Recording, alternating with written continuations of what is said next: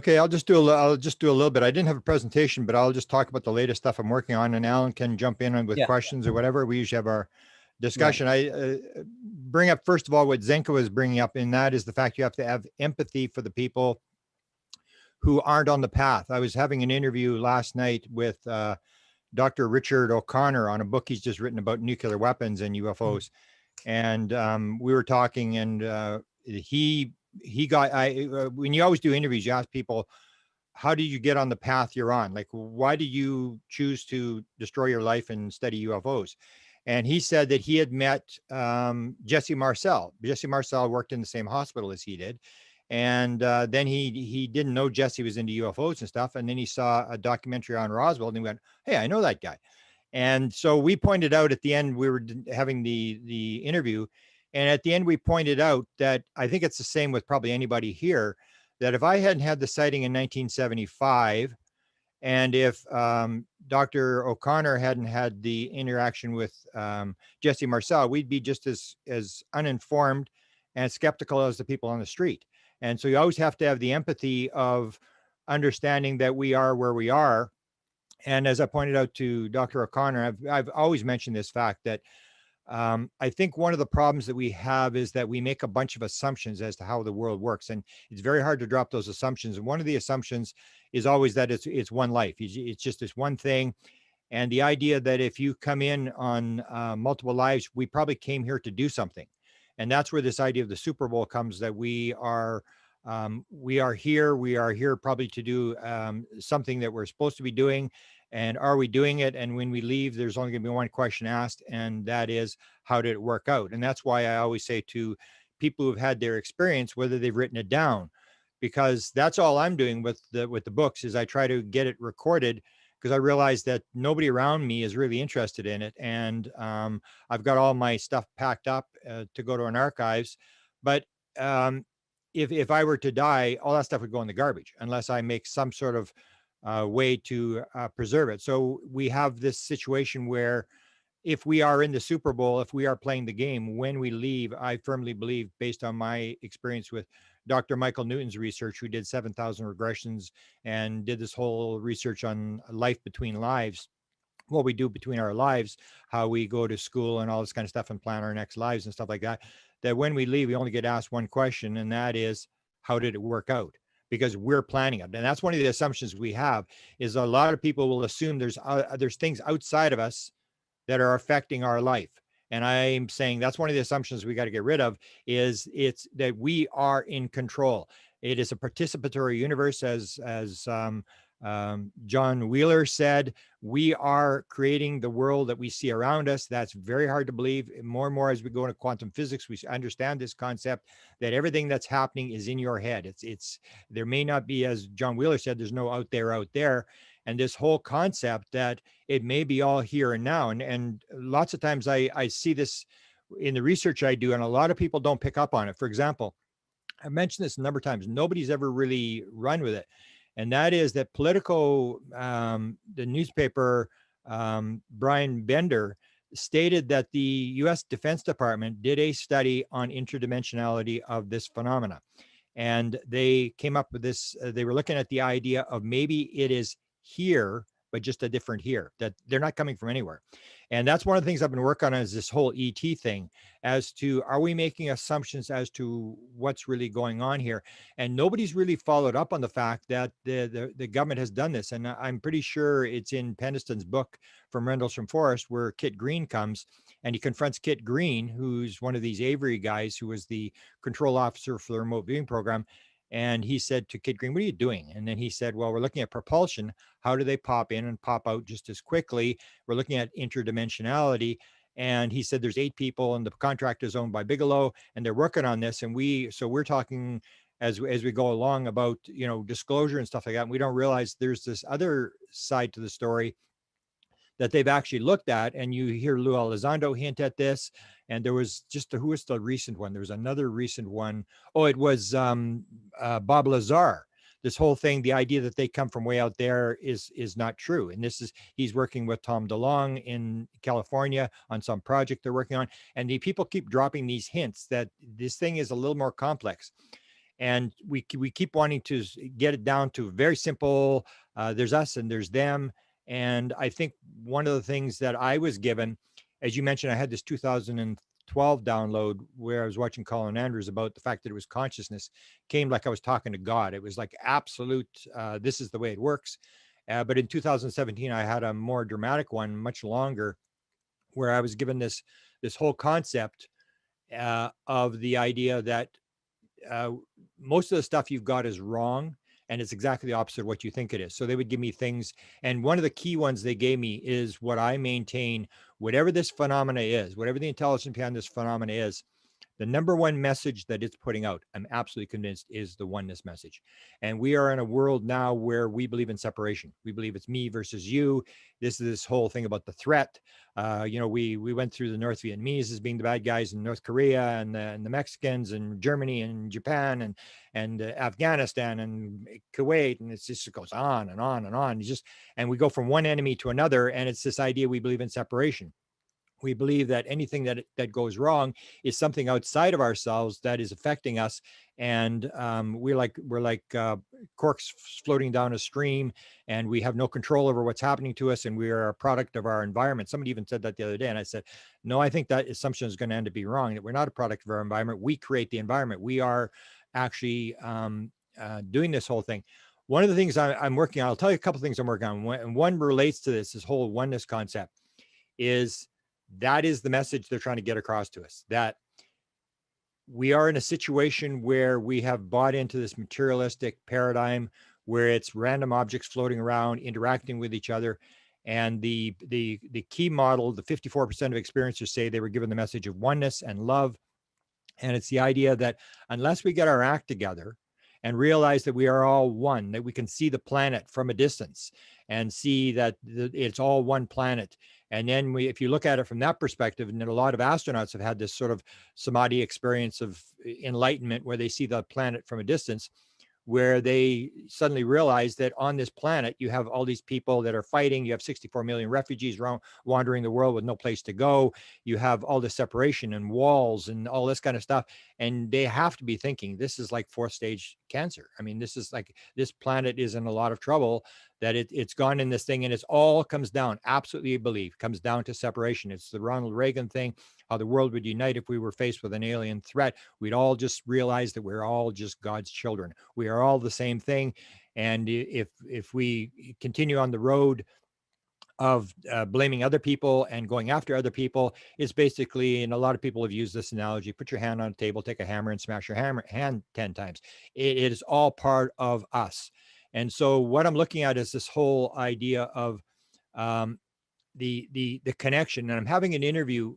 One of the things that's happened, I'm in a flow state. I get in these flow states. I've been in one for maybe 4 or 5 days. Something will happen.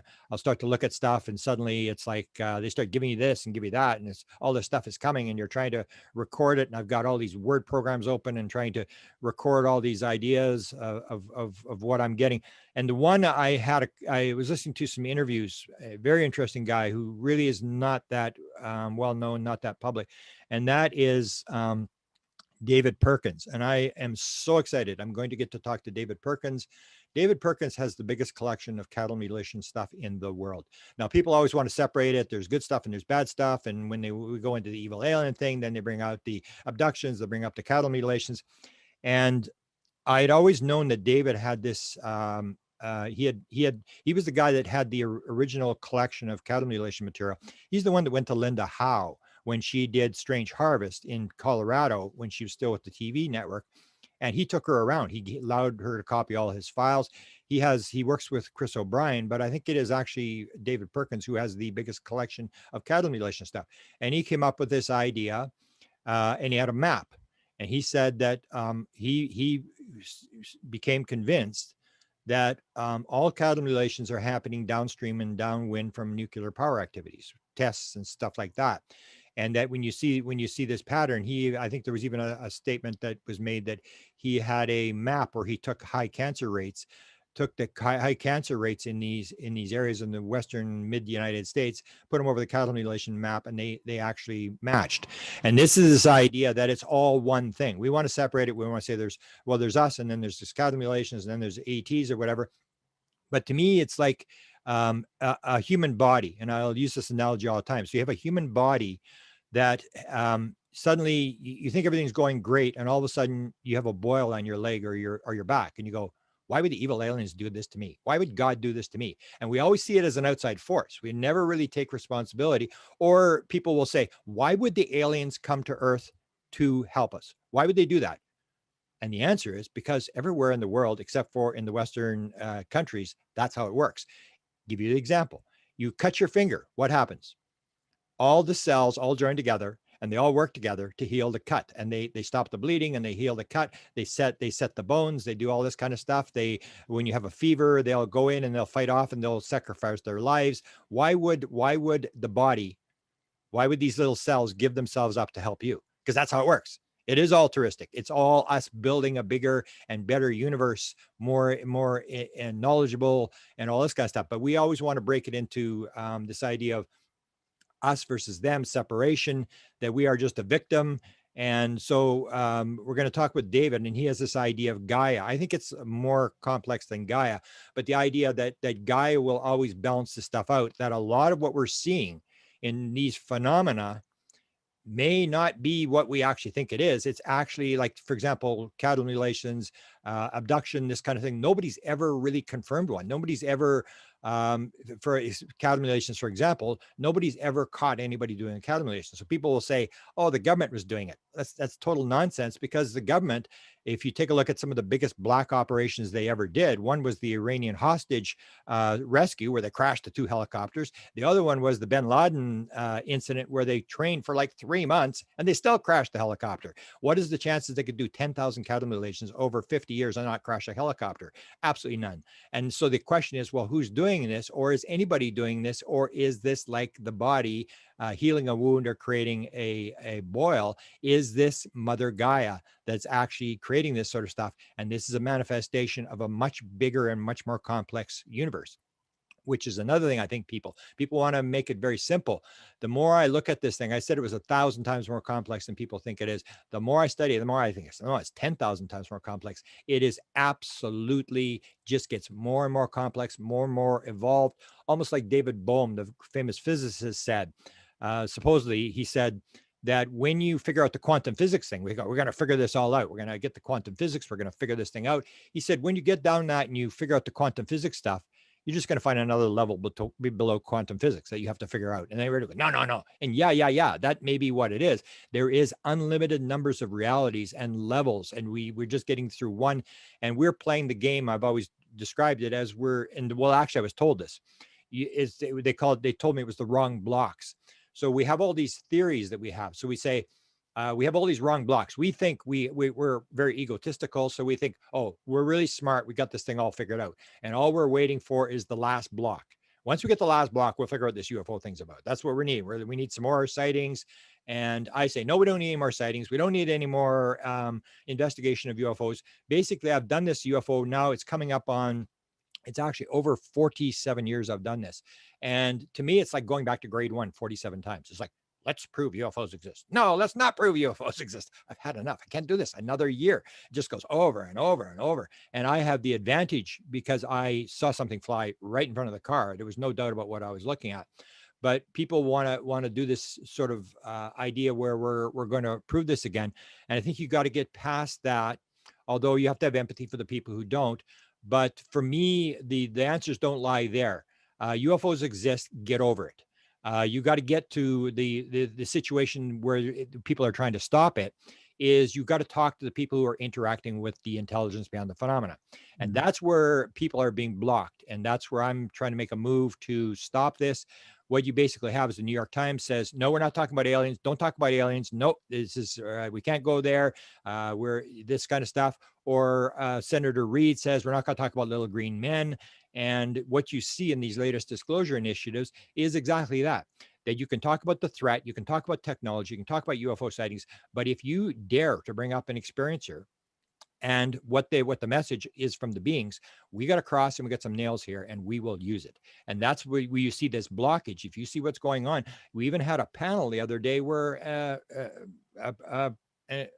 a researcher came and said all the experiences should stand down because it's an embarrassment. We're going to destroy, these people are going to destroy the disclosure movement, that the government is not going to take us seriously because people are talking about their little alien visits or people that are their little woo-woo stuff, and to try to stop it. And I'm going, wow, I mean, I could see the outside world, but the UFO community starts to do that. You go like, what is going on here? But Grant, doesn't the craft have to fly over the car first? I mean, there's a lot of, I mean, you could not back in 75 say, yeah, there's been abductions, aliens, contactee. You had to have the physical thing first, like maybe the world is experiencing now, in order to get to those levels and levels of awareness. Everybody is because of their experience, but we want to have this idea that we can sort of prove to other people. And I pointed this out. I did the Stanton Friedman files, and I went, and one of the key things I point out about Stanton Friedman's files, he's got like 15 pallets full of files. He tried to convince Menzel, he tried to convince Klass, he tried to convince Carl Sagan, and he didn't convince anybody of anything.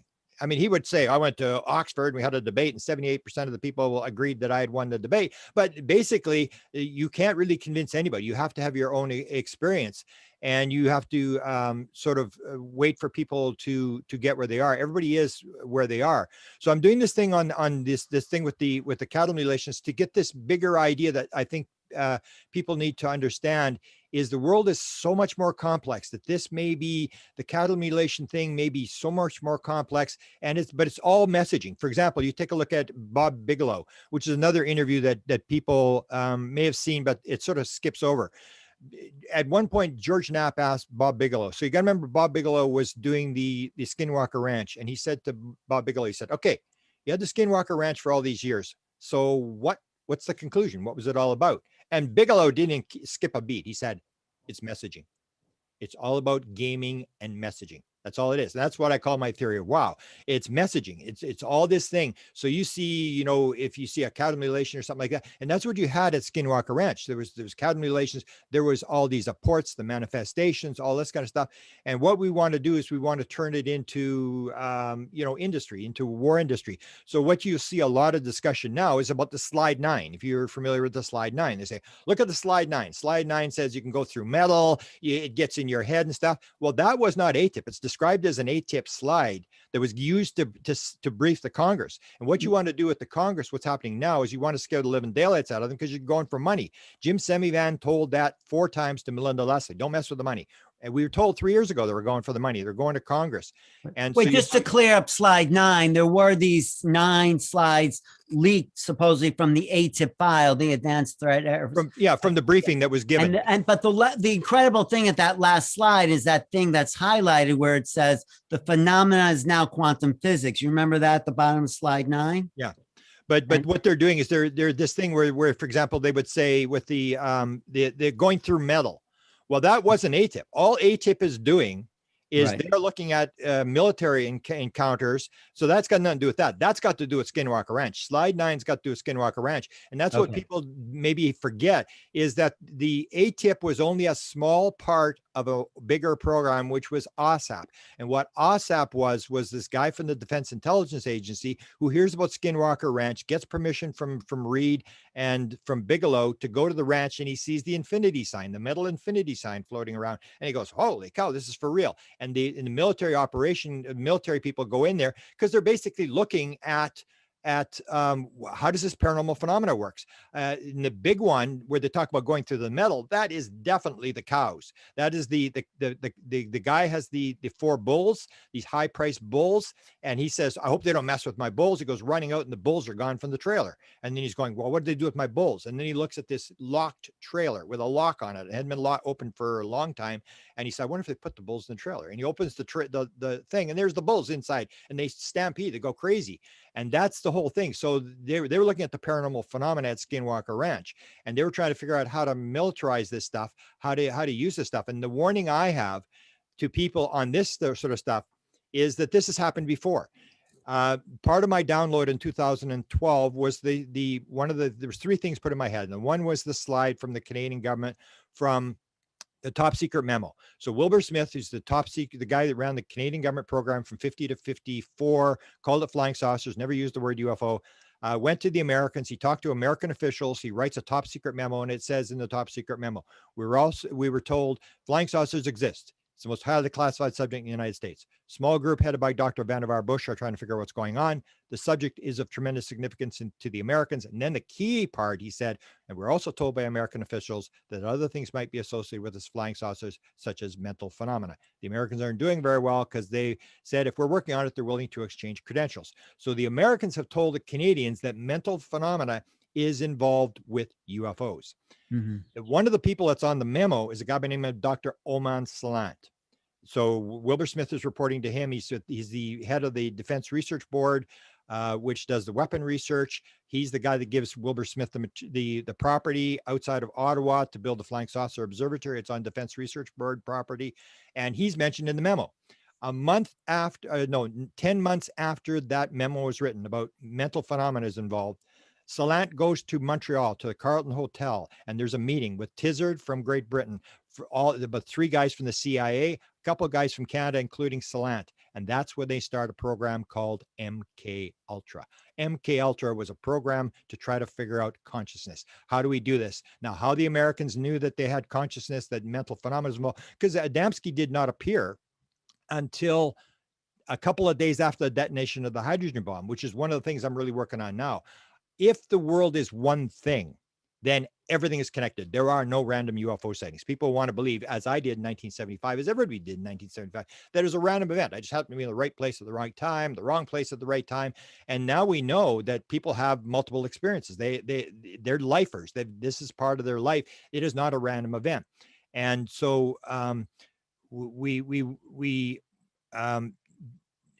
make this assumption, and now I've lost my train of thought here. About being a random event. And, okay, the nuclear weapons. So you start looking. Yeah. So I said, I knew that my first encounter had to do with nuclear weapons. I didn't know for 35 years. I went back to give a lecture at Eureka Springs. I went back to the town where all these sightings had taken place, where I saw my sightings in 1975.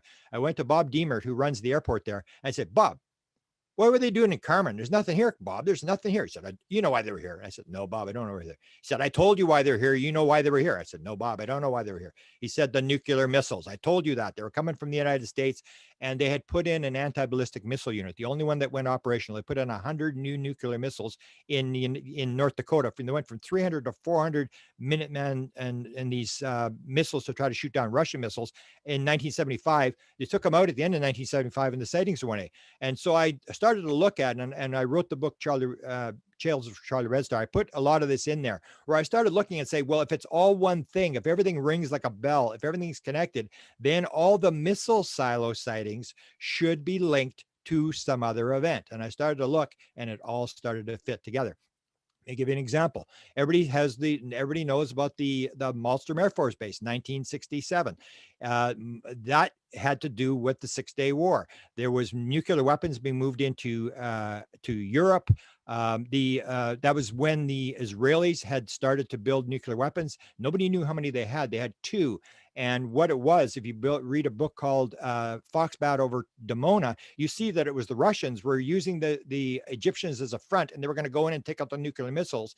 And the Israelis had said that they were going to detonate one of these atomic bombs that they had. They'd built one the night before the 6-Day War started, and they were going to. But the Russians had come in and overflown the Dimona plant in May, and to take this thing out, take these plant out. It's the same day that the Falcon Lake thing occurred in Canada. If you take a look at the famous the experience with the school in Australia, that was the same day as the first hearing on UFOs in the Senate that Ford had requested. You start to see all these connections. You go, oh, that's what's going on. And it's not these random events. You start to realize that all this stuff is all tied together. It's all connected. And the nuclear stuff, example, one more random event. You think it was strange that the Senate report came out on the same day that Kenneth Arnold had seen those saucers over Mount Rainier, June 25th? Is that? Yeah, that I mean, they may Oh, be playing. That one, or you have the one where the New York Times article was on the same day they shut Blue Book down. It was the yes, same day. yes, yes, So yes. you get these, but the whole thing is we're assuming these are random events, that these they just come. And mine I know because what happened in 75, or you take a look at the end of 1975, they have, I just posted it today on my Facebook page. Bob Pratt, I was good friends with Bob Pratt at the time, and they leaked this NORAD document about the overflights of the SAC bases along the Canadian US border. So they, in within about a week and a half late 1975, they had overflown Loring Air Force bases where the B-52 bombers came out with their nuclear weapons, Wurtsmith Air Force Base in Michigan, Minot Air Force Base, where I actually have an experiencer took me to the base, took me to one of the silos where she said she saw a UFO come out of the silo in 1988. And Malmstrom happened in the same year. So you get this thing at the end of 1975, and then you suddenly realize that in the middle of this 10-day period where these UFOs were inside the nuclear weapon storage area, that's when they took Travis Walton. And you start going, oh, this stuff's all connected. So I'm working on this whole thing. I'm putting it together. I'm doing a series on nuclear weapons. So that's where I'm bringing in Perkins to talk about this connection to cattle mutilations and stuff like that. And we start to realize that the world is not this random thing. Because if consciousness is primary, you can't have random events. You can't say there's something outside consciousness. Max Planck said nothing gets behind consciousness. Everything is an activity inside consciousness, according to Deepak Chopra, which I think is right. And so this idea, we believe there's these random things that we're these victims. So those are kind of the things I'm working on, and I'm trying to get away from this idea that we need to prove UFOs exist, because everybody's in. It's a business, and even now we're having another disclosure panel and stuff. A lot of people are interested. We've got a way to put the message out. But a lot of people like this sort of controversy. They like this big fight between Elizondo and Stephen Greer now. That's big stuff.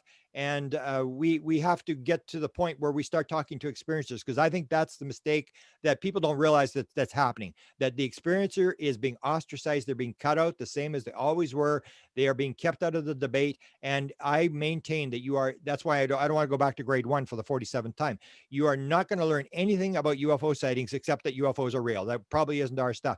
We've got to get to the experiencers. And that's when you see the message. Number one message is oneness and love. That's what it's about. It's about them saying to us, unless you get your act together and all act as one, like cells in the human body, you are going to destroy yourself. That's why the 39% of people see the screen on board the ship. They show it and they say, oh, just in case you want to see this. And they see the devastation of the environment or whatever. And they're just sort of giving us these warnings. They can't step in, they can't interfere, but they can give us these hints. And it's up to us to get this oneness message across, that we are all one. The one is the all are the one. Or as the tall gray told the Colonel guy that wrote The Corso. Children of the Greys, we are one with the one who is all. That is the number one message in the universe. And I think that's my main thing I'm trying to get across. No, no, but how close? I don't think the government can go there in their disclosures. They're just looking at hardware. And then again, you get the other parts of the government looking at Chris Bledsoe's experiences and how spiritual he was. So there's these fractures or parts of the government that are saying, oh yeah, they're UAPs. They must have appeared in 2004. And then you get these others that are saying it is a spiritual experience. So yeah, Okay, talk about that. but Yeah. the media is being controlled by the people who are putting out the evil alien agenda. Like, this is a threat. I mean, even Chris Mellon said the report confirmed the alien threat. So we started with, it's a potential threat. Then the word threat was used 8 times, national security. But do you see Chris Bledsoe in the report? No, that's completely out of there. That's why that's our mission. That's why I tell people, write your stuff down. That's our mission, that whatever we always see it as a real bad situation, that this is a horrible situation. It's a horrible time. And then the thing is, well, perhaps we came in at this time and this place in the middle of this mess, and perhaps we are the ones we've been waiting for, and we're here, and it's a cue to us that wake up. It's you came here to straighten this thing out, get busy, instead of cursing the darkness, which is what we do most of the time. We think if we curse the darkness a lot of time, like it's talked in the Bible, I mean, we think that things are going to change. It's only going to change when we make the move, when we raise the consciousness and put it out. And it may look like nothing's happening, but you've got to put that message. That's why I say to the experiencers, put it out.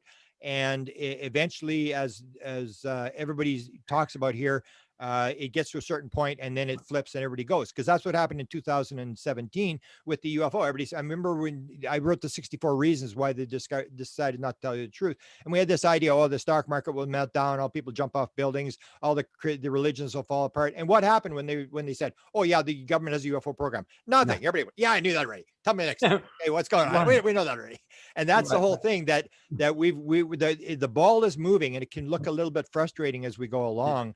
But I think the onus is on us to put out what, if we have the answer, because we can't, when we die and they say, how did it work out? We can't say, oh, I forgot, or, you know, if it hadn't been for Hillary Clinton or emails, or my mother-in-law, the dog ate my homework, or, and they're going to say, time out. This is about you. You said you were going to go in there and help fix this. And that's where we see this idea that we may all be here on a mission.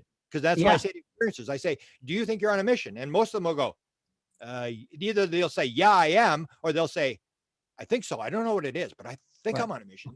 Almost everybody says but it's also the most exciting thing we could do with our time. And just about the thread narrative on your program, Grant, you asked Danny Sheehan if he asked Elizondo about the threat, and tell him what Elizondo said to Danny. Yeah, well, Elizondo had said that nobody at high levels believes it's a threat, and Mellon apparently said the same thing. And that's what, for example, but you're playing both games. But what people got to realize is everybody's going to do what's in their vested interest. So Jim Semivan, who helped run TTSA, said to Melinda Leslie 4 times. She said, "What is there I could do that would make you so angry you would never talk to me again?" He said, "Mess with the money." And he was saying, we're going after Congress. We're going to get funding here or whatever. Don't mess with the money. You can say whatever you want or whatever. And yet at the same time, he told her 4 times, this is not a threat. We know this is not a threat. So he said that, and yet they're going in there. And John Alexander said the same thing when he did his 85 study. We used a threat too, because unless you say it's a threat, you're not going to get anything. And that's why they're in the armed services, because everybody's saying, oh, it's about UFO intelligence and outer space. If it was, you'd go in front of the Science and Technology Subcommittee. You're not. You're in front of armed services, because they got the $730 billion defense budget, and you need to make these guys wet their pants and start crying and scare the living daylights out of them. Otherwise, you're not going to get any money. During the Obama administration, I maintain they were saying it was a threat to airline traffic. And I think everybody just sort of laughed at them and said, yeah, come on. You need to do it. So everybody's playing. That's the thing, is the government is not unified. You have all these different factions that are working against each other. I even posted today on Facebook about Bill Moore, how Bill Moore was contacted. This is nothing new. He was contacted by high level official who said, there's a bunch of people in the government who want this out, and I'm representing them. So you have these factions. Who's Bill Moore? Tell people who Bill Moore is. Well, Bill Moore was the Messiah of the 1980s. So we have Lou Elizondo is the Messiah. Everybody's following him. He's the guy that walks on water. Before him was Stephen Greer. Before him was Tom DeLonge. Then it was and Bill Moore was the guy from the 1980s. And basically what happens is they do something wrong, and then they sort of get crucified, and the next Messiah comes along, but it's the same program. I say what's happening now has happened many times before. They've dropped this stuff. There's people inside the government who want it out for whatever reason, and they leak this material to different people who can get the message. That's why they went after Tom DeLonge, because Tom DeLonge had 15 million subscribers on Instagram and stuff. He could get the message out, which they couldn't. So the ball is further along down the field. It may have happened before, but we're closer to the goal line, right? Yeah, now I say they're doing it on steroids. They're doing this thing on steroids. They sort of learned how to do it. And I maintain to people think like we have sort of a problem that we're doing 24/7 news, and we're doing 24/7 reading. We don't really realize the history. We just sort of go, and then we think somebody says it's a hoax, and we go on. We always think that the disclosure is going to come in a new story. We don't realize it's been happening all along. Right. So I said in 2016, I had 2 people inside Tom DeLonge's operation. He said I didn't. I did have 2 people, and they told me in 2016 quite clearly, a number of high-level officials are going to come public, and they are going to say UFOs exist, and they are going to force disclosure. And so what you have is a situation where we knew this in 2016, they're going to do this. Hillary Clinton didn't get reelected. The WikiLeaks, they dumped the WikiLeaks, and all these guys got exposed, and they had to rerun the plan. But this has been an operation for quite a while. But so the people who want the money are going to the Armed Services Committee to get the money, because these are the people who've got the money. And then you have the people who are trying to stop it, whether it's a religious bias, or we don't want you leaking the security, or we need to go after the Chinese with this technology. We need the technology. So people have to realize the government is not unified. Even myself, I worked in a university for 40 years. And I said, and I keys to 10,000 rooms. And I said, if you think I knew what was going on, do you think I would have left 6 months before a buyout took place? I mean, I had no idea what's going on. I knew my little job, my little office. I didn't know what my boss was doing. I knew what was going on below me, but I didn't know what was going on above me. And that's what people have to realize, is that it's this sort of deal. And we have to remember who we are. We are, as I always point out, we are not the actor on the stage. We are etheric beings who are playing an actor on a stage. Big difference. So all the world's a stage. All the men and women and aliens are all but actors. They have their entrances and exits. And I always point this out. I even did the thing where and people may get upset. I always keep saying this thing with ET. Be wary, this may not be ET. If it's ET in 1896, when they were flying around, there was 10,000, some people say 10,000 sightings. That's as many as Blue Book in 1895, 86, 87. When they asked them, where are you from, with these wooden ships with the propellers, they said, oh, we came in from Mars. Now, were they from Mars? Or I pointed out on Facebook the other day, I said, if you actually take a look, because I did the book for Nancy Tremaine, who was before Betty and Barney Hill, had the first encounter, the abduction encounter with the Greys. If you look before that, I found this, I was looking for files, and I found this whole file on all these humanoid reports in the 40s, 50s, and early 60s. And what you see is all these aliens, high percentage, I don't know what it'd be, maybe 20%, are wearing helmets. They're wearing bubble helmets like astronauts. And if you go back and you see the cartoons and the movies of the 1940s and 50s, that's what they were wearing. And it's reflective. That's this whole idea. It's all one thing. And what we're seeing is reflective. So the beings will come in. And or Barbara Streisand's stepson said that. He told me, he said, the beings told him, when we come into your world, we come into your head and we look around and we see what's in there. And we take what's in your head and we build a lesson for you. So if you're in fear, we're going to build a lesson. We have to remember, we are part of the thing. It's not an action out there. We are part of it. And so you see the aliens changing. First, they say they're from Mars and Venus. And then when we discover, there's nobody on Mars and Venus and the moon, then they say, they're from Zeta Reticuli. And Betty and Barney Hill, they come in, they're wearing hats. So I say, what is this, a Zeta Reticuli baseball team? Like, why would an alien wear a hat? You start looking at all these anomalies and you go, this is much more complex than what we think it is. So they're reflecting our consciousness. Yeah. It reminds me of this. I was in England to visit the crop circles in 2008.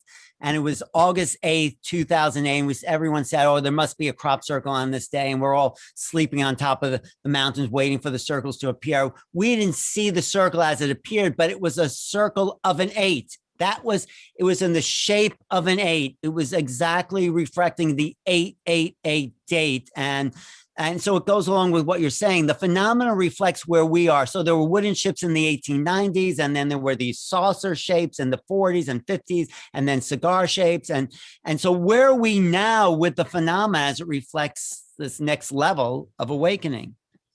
Well, we are on an individual level. We are where we are. So I think I was given, like when I started working on this nuclear thing, I mean, it was just like a flood of material and all this sort of stuff that the Pascagoula sighting, all these major sightings back in the early days. I was with Bob Pratt.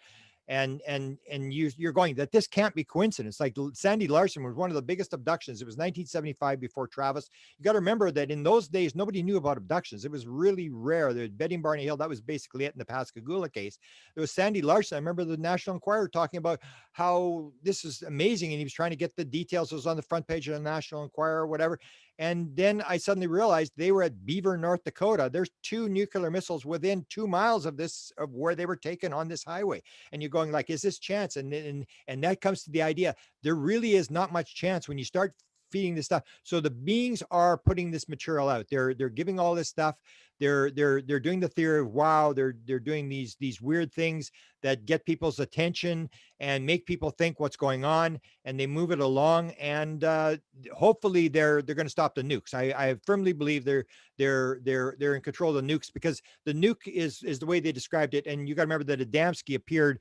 The first encounter with an alien, a conversation, occurred only a couple of days after the detonation of the hydrogen bomb in 1952. And that the hydrogen bomb is where we suddenly changed the world, where we can actually destroy the world. You can't do it with atomic bombs. You can do it with hydrogen bombs. And they came in, and the Canadians got the message, and they're all getting these messages: stop the nuclear bombs, because what they maintained was this oneness thing, that it's not just you with your little bomb and you're going to terrorize some country and drop it on their civilians and terrorize them or whatever.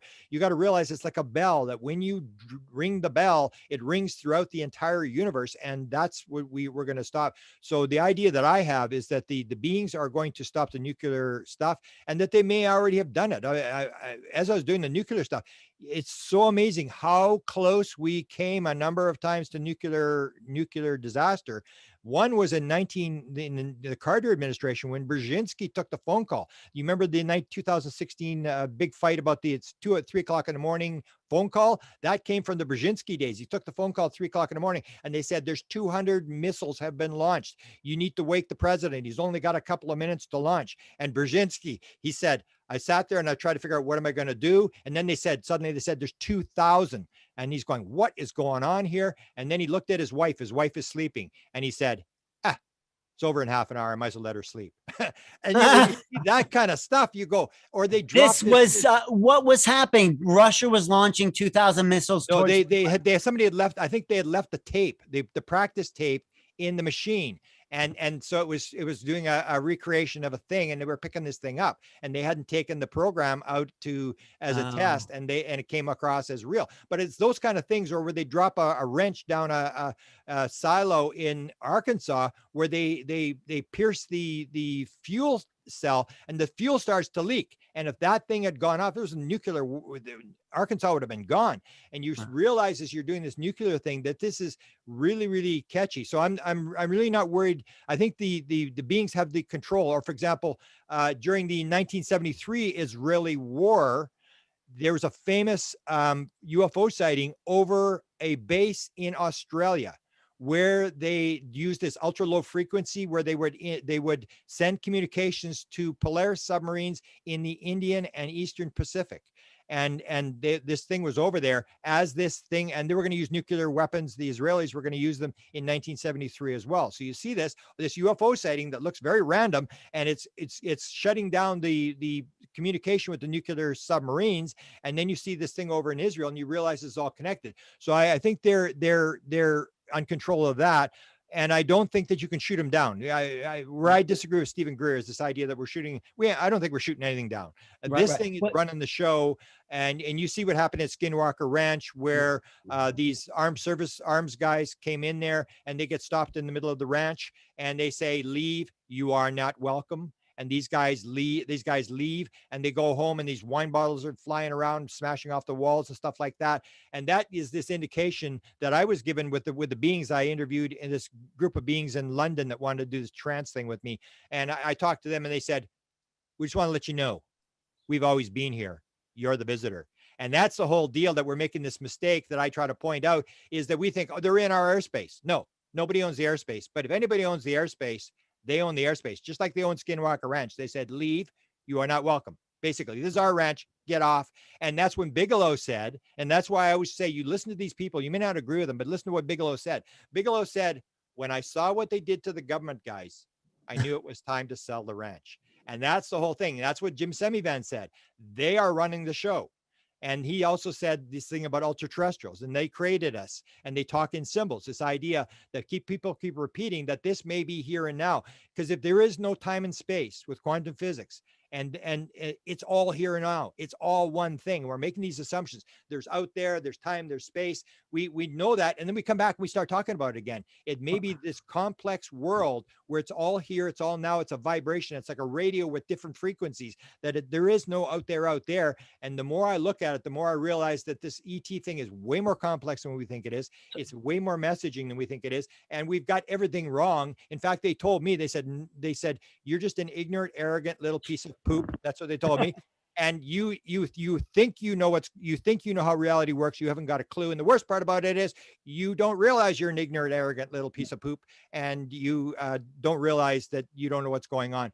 And I think that's what it is. It's a really, really complex, magnificent universe, and we're just starting to get on the edge. But it's you and I who are on that leading edge of quantum physics, who understand this stuff, who have to put out the message. If we don't put out the message, it's not going to resonate. It's not going to raise consciousness. That's our job. We can't rely on the government to do it or people to do it. That's up to you and I to do.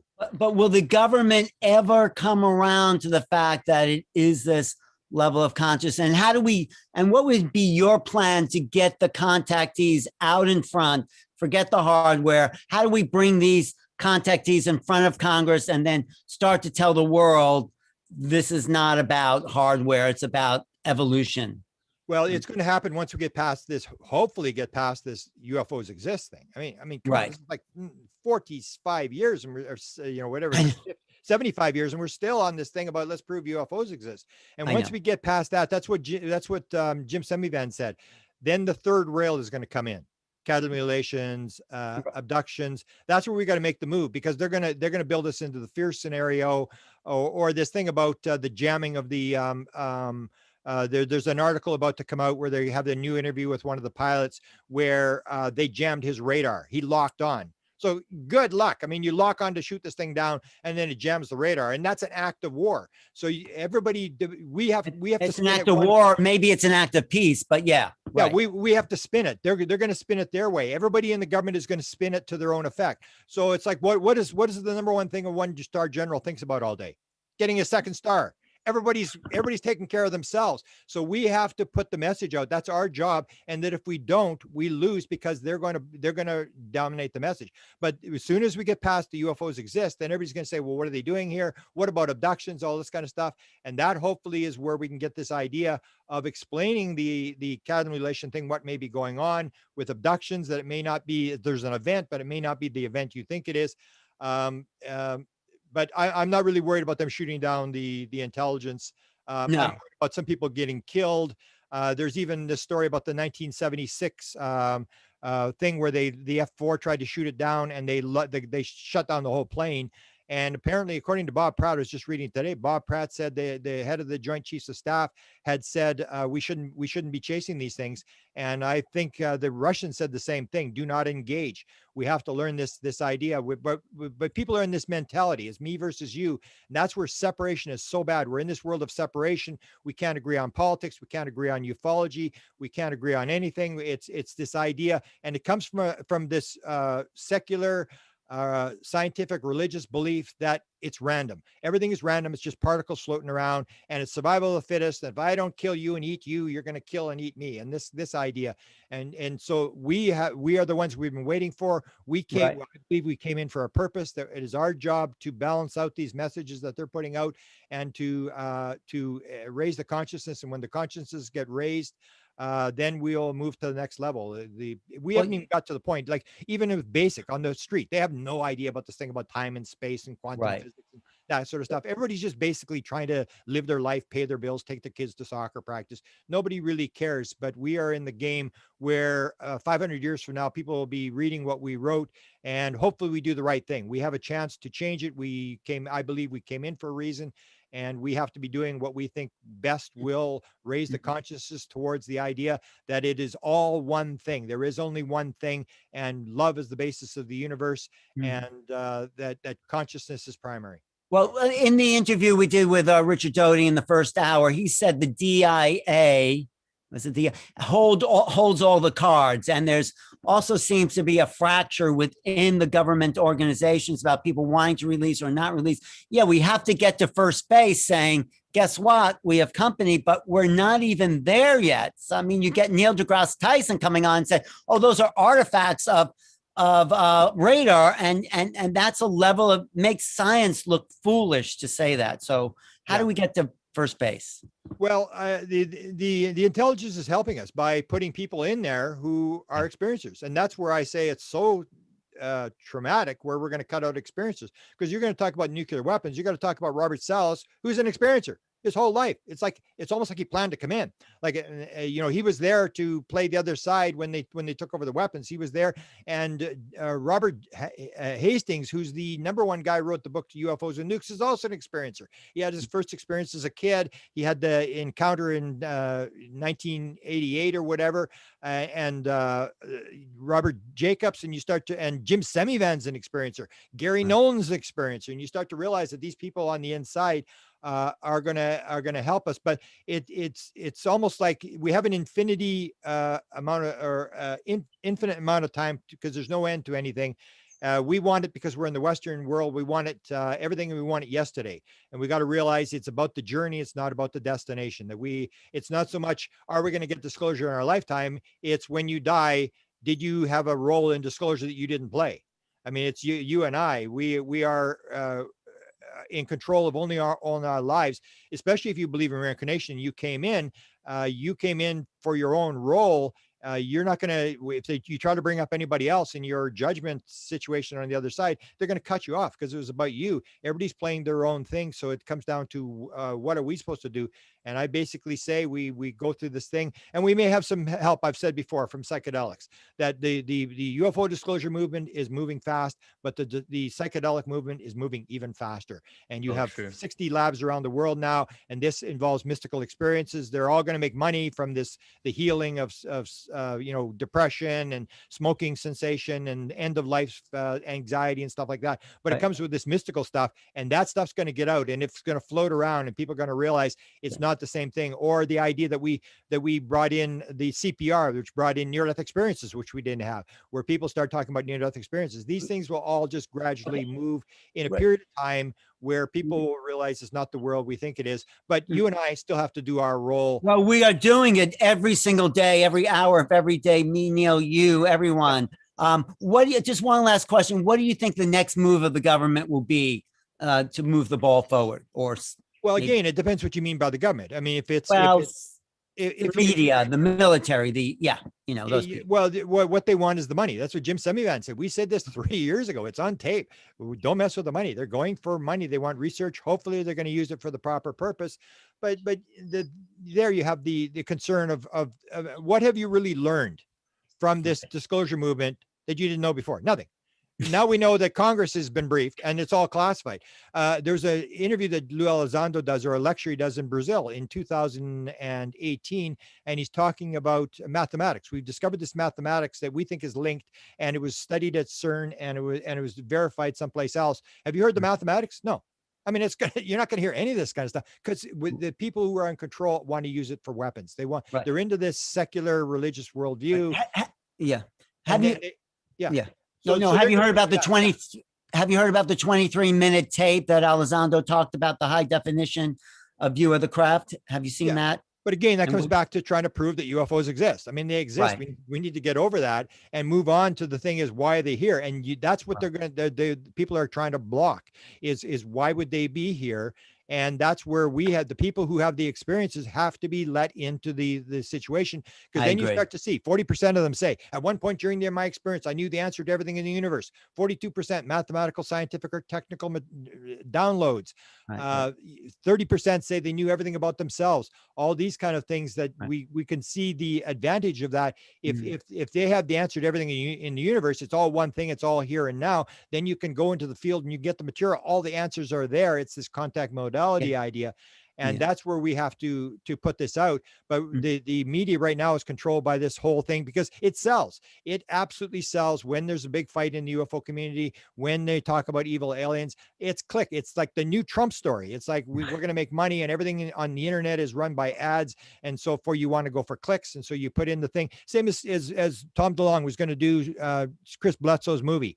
And at the end, and then he said, we're going to give you all this money. And it was a huge amount of money, but we want to put reptilians in. And Chris said, no, there was no reptilians in the story. And that's the Right. thing. We want to turn it into this adversarial me versus you, because that makes money. If you're talking about consciousness, then you have to get out of the way. Otherwise, you're going to get trampled by the people leaving the Right. room.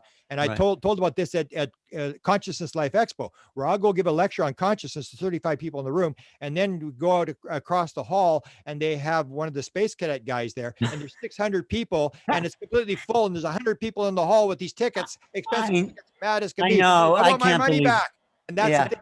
The Yeah. drama sells, the fear sells, and that's where we have to stand our ground and put out what we're doing and do our job of what we do. Because I believe firmly, I mean, even if we didn't come in for a reason, if you believe you come in for a reason, then I think you're going to start doing the right things and do what's proper and as much as you can, and then you'll feel good. Whatever happens, whether it works out, I even say, when people get upset, I say, even if we destroy the world, it really doesn't matter, because we're coming back somewhere else. You're going to learn your lesson. It doesn't matter. It just keeps repeating. You're going to keep running that plate to get it right.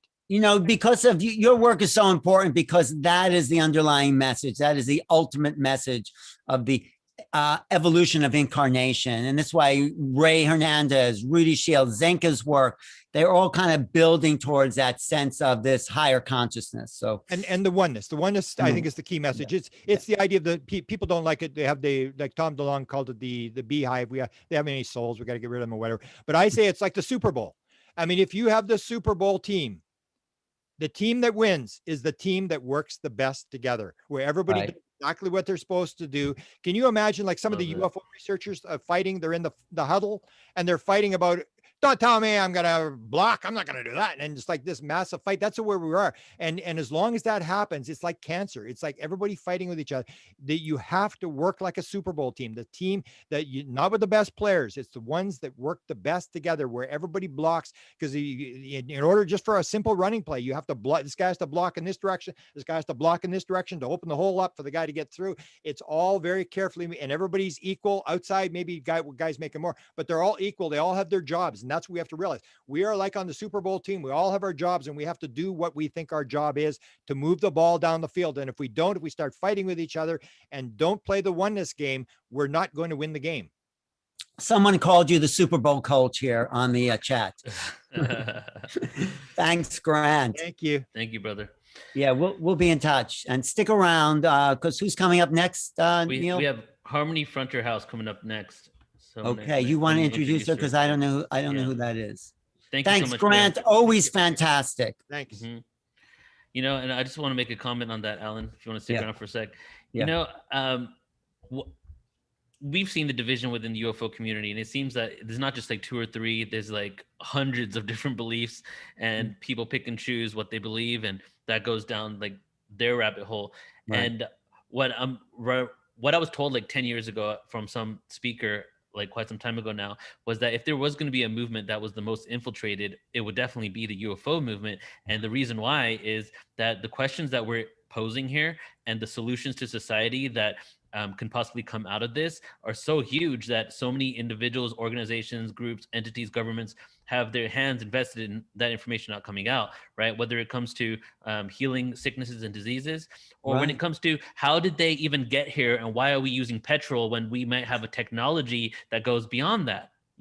So, and then of course the question of why do we have amnesia, and who are we, and how we're connected to these beings, right? That even gets involved with religion. So I just want to second what Grant's saying. Like right now, it's so important to come together, because we know that this topic is so important that it makes sense that the division is going to be for whoever they are, their benefit, right? So we really need to bring together. Yeah. Grant, you had something to say to add to that? No, this is right. I mean, especially when people make a mistake about the government, people have to realize that the government is all sorts of different entities, all trying to steal each other's budgets and all fighting. And that's what you do. I mean, if you're in some department, you're going to do what's best for your department. It's the idea that a 1-star general wants to be a 2-star. He wants more people under him and stuff like that, that there's everybody's on a different page.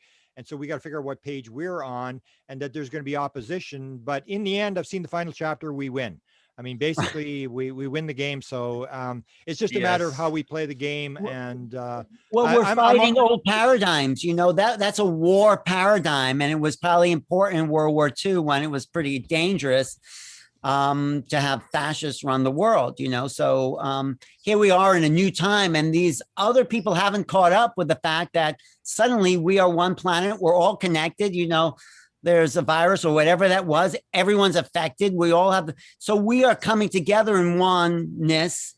Yeah. And we just have to realize that we're all connected. I mean, it's right here. The one thing you can't do is get into victimhood. Right. You have to realize that maybe we even manifested the opposition. Because it's this play. It's this cool thing. We want to play this play, and we need some opposition to inspire us, because unless we have opposition, we're going to fall asleep. And so it's this idea of self-responsibility of what role we're playing, and not trying to sort of blame outside forces that, well, if they just did this, then it would work. No, it doesn't really matter. It's my favorite analogy is if you help a little chick inside an egg, crack that egg, it won't be strong enough to survive. It needs to crack that egg on its own. So we're cracking this egg on our own. Yeah, there's people watching our beings, but we got to do this. We have to upgrade our planet. Well, Zinka pointed that out in her presentation, which I also point out in contact modalities, is people don't realize this. A lot of contact modalities come from trauma. So we say, we don't want any trauma. We don't. But you take a look at people with fevers, head injuries, near-death experiences, all this kind of stuff. And you see this trauma. It rips the filter, it puts you in. So there are no good and bad events. There are just events. And your cards are dealt to you, and it's how you play your cards. And that trauma thing is really, when she pointed that, I saw that chart she had, that's exactly what I concluded. Trauma is a major thing in terms of enlightenment. Well, Whitley Strieber's Communion is one of the best illustrations of someone who went from trauma to now these visitors. And he's one of the deepest thinkers on the subject because he went through such a hard time. So I think the planet's going through that. And if we're one consciousness, this is the trauma of wars and Holocaust and atrocities that we've suffered for 5,000 years. Yeah. Let's say maybe we're coming out of that trauma. Hopefully. 100%. Thank you, Grant. Thank you. Thanks. I agree 100% with that. And I've been saying, actually, lately, I've been saying this more because I've owned it even more than ever before, that if it wasn't for my trauma from like age 3 to 7, mostly, I wouldn't have created Portal to Ascension. And it was actually, Portal to Ascension was me exploring how to heal myself from the traumas that I got when I was a child. And, so what I've realized is that people that have experienced traumas have the opportunity to be masters of whatever that experience and that lesson was. For example, when you go to rehab, right? Who are the counselors? They're normally ex-addicts or people who are alcoholics, the people that have had those experiences and traumas that they can experience, they can talk from that place of knowing.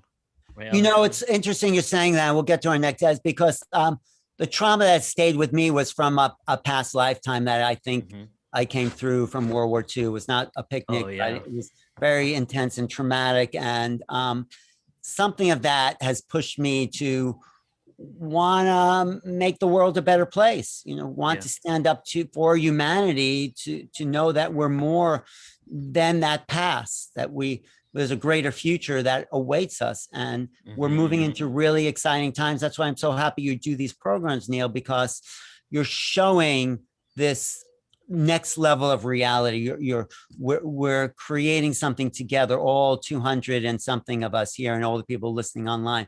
We're pushing for this new world to unfold. And this is kind of in the higher intentions of everyone watching here. We're kind of bonding together as a solid consciousness to make something better, a greater reality, a better world. Yes. An uplifting of humanity. And it's very exciting. That's why I love listening to Grant. He does boom, boom, boom, boom. And it's like, you could hardly follow it, but there's such enthusiasm and energy in there that it makes everyone excited about, well, what's next? What's coming down the line? How are we going to score this touchdown? So exactly. Amen. Yeah. Thanks, Grant. All right. So let's move on then. I'm going to introduce the next speaker. All right, everybody. So firstly, a couple of announcements scheduled for the rest of the day. Okay, we're about just over the halfway mark for today. So now we have coming up is Harmony Frunderhouse. I'm going to introduce her in just a moment. She's going to have 30 minutes to give us a download. Then we're followed with Brendan Culleton, who is from Paradigm Shift Central, a good friend that we've cultivated a great relationship with. Has been on multiple programs as of late. Then we followed that with Mark Sims from 4 to 4:45 Pacific. We are about 15 minutes behind schedule. And then after that, for the rest of the day, about an hour to an hour and a half, we're going to have an open discussion where we're going to bring on Omar from Watchers Talk TV, that has been on multiple shows as well, Brandon again, Alan, myself, and then our good friend Joan of Angels, who's been listening to the show this whole day and definitely wants to come and chime in and, you know, offer her experiences. And also, if you're watching on YouTube right now, we are cultivating and growing our YouTube channel. So if you're on New Realities or if you're on Portal to Ascension YouTube, myself personally, I've been completely deleted from Facebook and Instagram. I had to restart it. So definitely subscribe to our YouTube channels, New Realities and Portal to Ascension. We're going live all the time. Between the two of our channels, there's just like nonstop content. And it's really designed, which is with the intention of this whole conference, which is just to provide a stream of awareness as a support as we're awakening.